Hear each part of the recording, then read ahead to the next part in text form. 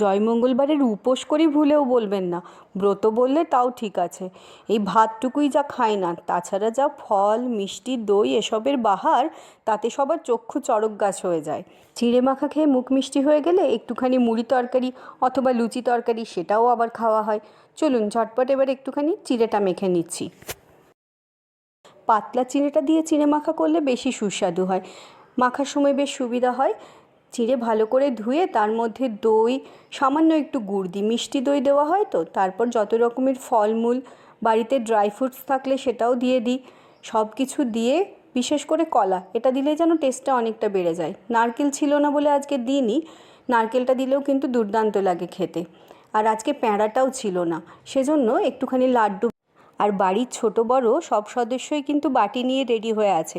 এই মাখা থেকে তাদের প্রথমে ভাগ দিয়ে দেব, তারপর খেতে বসবো।